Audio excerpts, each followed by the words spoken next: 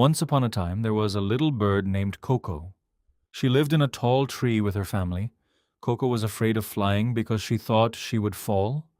One day, a strong wind shook the tree. Coco's little brother slipped from the nest. Without thinking, Coco spread her wings and flew after him. She caught him just in time and brought him back safely. Everyone was proud of Coco. She smiled and realized that she had been brave all along. From that day on, she flew high in the sky every morning, enjoying the beauty of the world. Moral: courage is not the absence of fear. It is choosing to act despite it.